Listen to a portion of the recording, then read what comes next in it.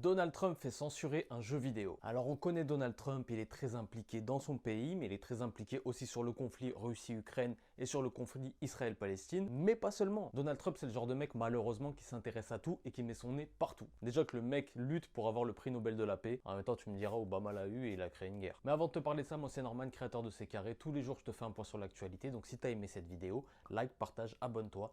Toi littéralement ça te coûte rien du tout. Regarde, fais un truc là, tape 2 fois dessus. Tac tac.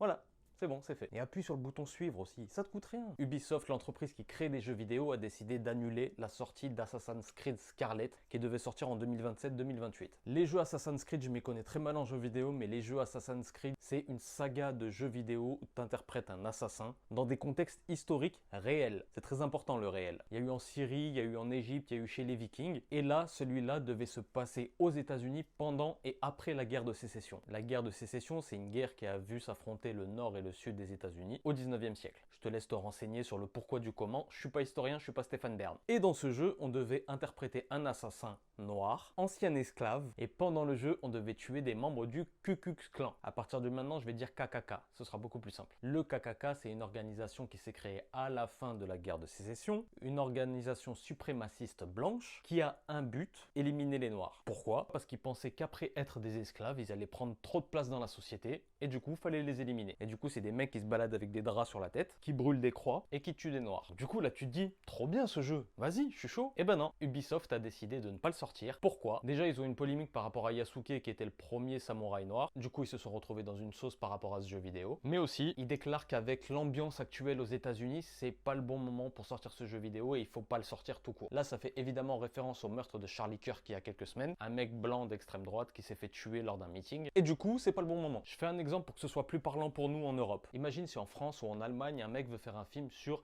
des juifs qui tuent des nazis. Je sais, ça existe, ça s'appelle Inglourious Bastard de Quentin Tarantino. Et imagine si ce mec il veut faire le film et que les producteurs lui disent non, tu sais, avec l'ambiance actuelle en Europe, c'est pas le bon moment. En fait, tu leur donnes raison à ces racistes. Un raciste, c'est un raciste. Je dis pas qu'il faut les tuer. J'ai dit qu'un mec du KKK ou un nazi dans un jeu ou dans un film qui se fait tuer par des gens qu'il a lui-même tué avant, comme projet, ça s'entend. Et ben Ubisoft a décidé de faire marche arrière. Et c'est pas la première fois que Donald Trump met son nez un petit peu dans tout ce qui est culturel. Jimmy Kimmel, animateur d'un late show, a été mis à pied pendant quelques jours avant de revenir à l'antenne. Et cet été, Stephen Colbert, un autre animateur de late show, a carrément été viré. À côté de ça, t'as aussi la Paramount qui est un peu en train de flipper parce qu'elle est le diffuseur de South Park. Et South Park, on sait très bien qu'ils aiment bien se foutre de la gueule de Donald Trump. Donc pour toi, la culture, ça doit être libre ou ça doit quand même respecter certaines institutions? Dis-moi toi en commentaire. Tu sais que C'est Carré, c'est le média du peuple. On se retrouve tous les jours pour faire un point sur l'actualité. Si t'as capté, bah c'est carré.